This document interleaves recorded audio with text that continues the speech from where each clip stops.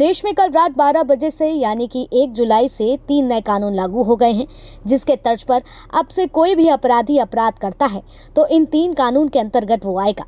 ऐसे में यह 3 कानून कैसे न्यायिक व्यवस्था को और दुरुस्त करने का काम करेंगे उस पर समझेंगे, क्योंकि यह भाजपा का यह तीसरा कार्यकाल है और बीते कार्यकाल में भी कानून व्यवस्था पर जोर देने का काम किया गया था इस सरकार में।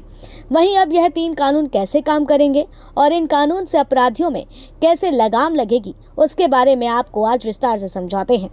देश में 3 कानून लागू हुए हैं, जिनमें भारतीय न्याय संहिता यानी कि BNS, भारतीय नागरिक सुरक्षा संहिता BNSS, भारतीय साक्ष्य अधिनियम BSA। अब यह कानून किन धाराओं को बदल कर लागू हुए हैं वो आपको बता देते हैं।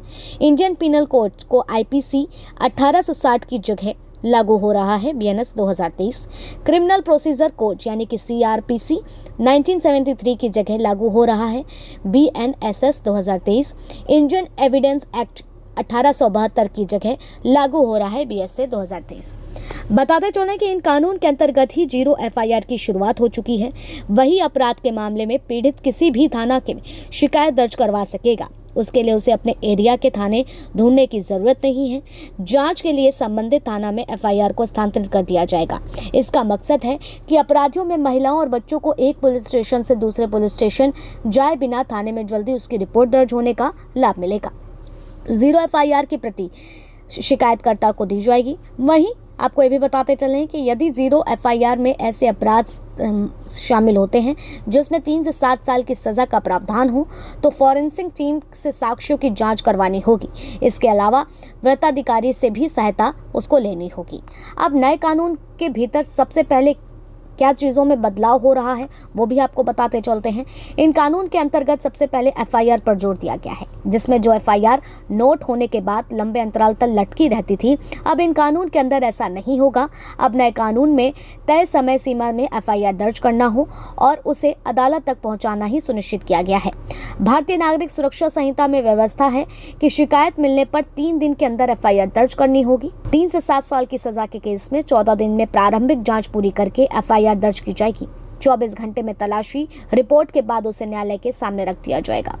अगर मामला दुष्कर्म का होता है तो वह 7 दिन के भीतर पीड़िता की चिकित्सा रिपोर्ट पुलिस थाने और कोर्ट भेजी जाएगी। अभी तक लागू CRPC में इसकी कोई समय सीमा तय नहीं थी कि कब यह रिपोर्ट जो है कोर्ट में पेश की जाएगी।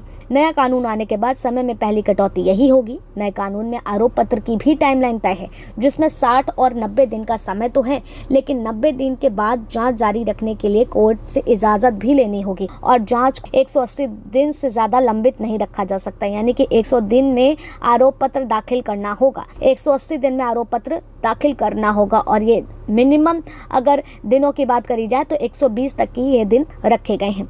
ऐसे में जांच चालू रहने के नाम पर आरोप पत्र को अनिश्चित काल के लिए नहीं लटकाया जा सकता और यह कानून की सबसे बड़ी उपलब्धि यही है ताकि महिलाओं को जल्दी इंसाफ मिल सके। वहीं इन कानून के अंतर्गत कोई भी मामला हो, सारी जांच होने के बाद लिखित कारण जांच में भले ही 45 दिन लग जाएं, लेकिन वैसे कोई मामले में 30 दिन के भीतर उनकी सुनवाई होगी और फैसला सुनाया जाएगा। अब इन कानून के तहत महत्वपूर्ण चीजें जिनके बारे में आपको बता देते हैं कि पहली बार आतंकवादों को परिभाषित किया गया है। राजद्रोह की जगह देशद्रोह बना अपराध है। मॉब लिंचिंग के मामले में आजीवन कारावास या मौत की सजा भी दी जाएगी। पीड़ित कहीं भी दर्ज करा सकेंगे अपनी FIR। जांच की प्रगति रिपोर्ट भी मिलेगी। राज्य को एक तरफा केस वापस लेने का अधिकार नहीं होगा। आपसे पीड़ित का पक्ष पूरी तरीके से सुना जाएगा। तकनीकी के इस्तेमाल पर जोर। FIR case, diary, charge sheet, judgment सभी होंगे। डिजिटल तलाशी और जब्ती में भी ऑडियो वीडियो रिकॉर्डिंग अनिवार्य। गवाहों के लिए ऑडियो वीडियो से बयान रिकॉर्ड कराने का भी विकल्प अब से दिया गया है। 7 साल या उसके अधिक सजा के अपराध में फॉरेंसिक विशेषज्ञ तुरंत सबूत जुटाना अनिवार्य कर दिया गया है। छोटे मोटे अपराध में जल्द निपटारे के लिए भी समरी ट्रायल यानी कि छोटी प्रक्रिया में निपटारा का प्राविधान भी शुरू कर दिया गया है। पहली बार के अपराधी के ट्रायल के दौरान 1/3 सजा काटने पर मिलेगी जमानत, यानी कि अगर कोई अपराधी माना जाता है ट्रायल में तो उसको 1/3 सजा काटनी ही होगी, उसके बाद ही उसे जमानत मिलेगी। भगौड़े अपराधियों की संपत्ति हो जब्त कर ली जाएगी। इलेक्ट्रॉनिक डिजिटल रिकॉर्ड माने जाएंगे साक्ष्य।